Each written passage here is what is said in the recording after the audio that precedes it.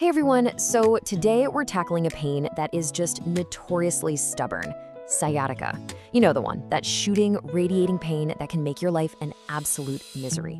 But what if the way we've been taught to think about it and even treat it is missing a massive piece of the puzzle? Let's jump in and see what's really going on. I mean, it's a super frustrating question, right? If you've ever dealt with sciatica, I'm sure you've been told the usual stuff. Rest up, take some anti-inflammatories, do a few specific stretches. But for so many of us, the relief just doesn't last, if it even comes at all. It's this exact cycle of pain and frustration that we're gonna unpack today. And you know, this cycle is incredibly common for a lot of people, but especially for women during pregnancy and postpartum. They follow all the standard advice to the letter, but it just doesn't seem to get to the root of why the pain keeps roaring back. So what's the story we're always told? Yeah, we all know this one. Something in your back, maybe a bulging disc, is physically pinching your sciatic nerve, and that's what's causing the pain. It's a really simple mechanical story. But let's be real. If it were that simple, wouldn't the simple mechanical fixes actually work for good? Okay, so let's dig into that conventional view for a second. For decades, the focus has been almost 100% on the physical hardware. The spine, the discs, and the nerve itself. Now, what I love about this slide is how it lays out two totally different ways of seeing the exact same problem.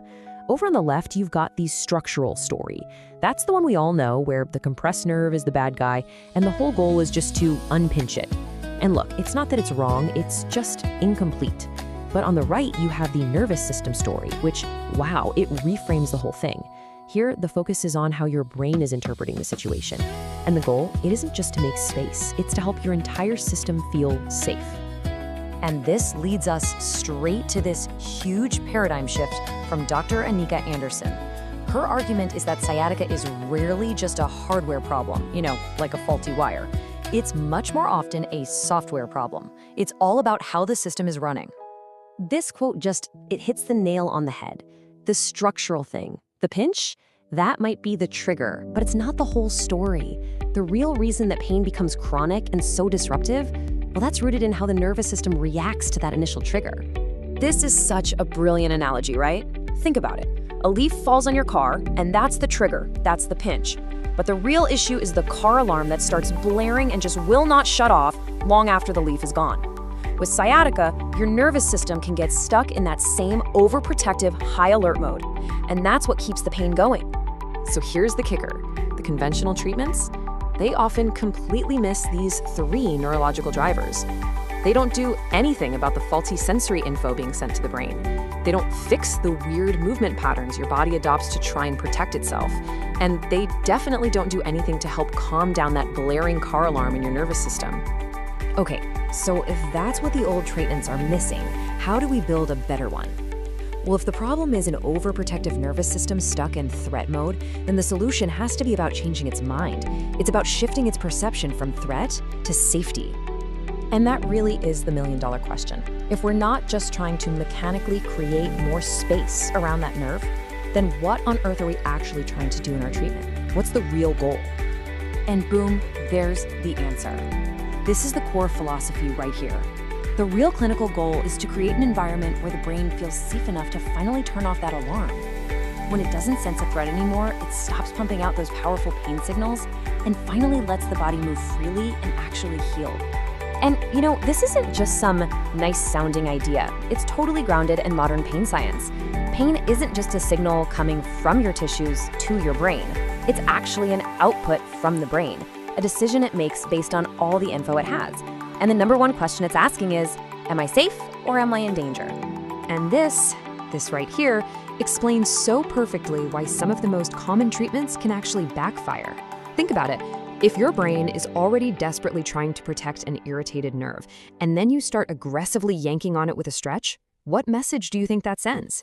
It screams more threat, so the brain just doubles down on protection, tightening muscles even more, which, you guessed it, can make the pain even worse.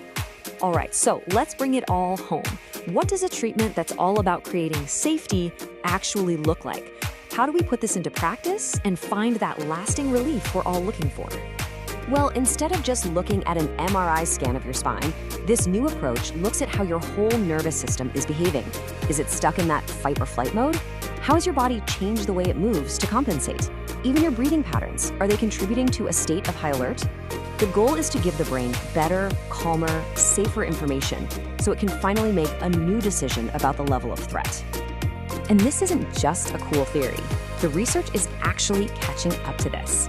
A big systematic review in 2023 found that active treatments that retrain how you move, that's motor control training, are way more effective than just passively resting. This totally backs up the idea of actively teaching the nervous system that it's safe to move again. So, we're gonna end with this one big question. When you think about your own experience with pain, I want you to ask yourself, is the root issue purely structural, or is it a problem of safety? Because just reframing it like that, just asking that question, that might be the key that finally unlocks the lasting relief you've been searching for. I stopped trying to find a doctor who would listen, and I did this instead. For years, I was doing everything right. Eating clean, exercising, getting 8 hours of sleep, but I was still exhausted. I had constant brain fog, and my hormones felt completely out of whack. Every doctor told me my labs were normal, and it was probably just stress. I was about to give up until I found Holistic Health. It's a free AI wellness tool trained by functional medicine experts. I spent 5 minutes answering questions about everything: my symptoms, my sleep, my digestion, and it built me this. And this was the light bulb moment. It didn't just give me a list of problems, it connected the dots. It showed me how my gut health was likely impacting my hormones and how that was causing the fatigue and the brain fog. It even gave me a clear list of potential root causes, supplements to research, and even the specific lab tests to ask for. Its tip is secure. Over 77,000 people have used it, and it's 100% free to get your blueprint. If you feel like you're not being heard, start here. Understand your body first and then decide your next step.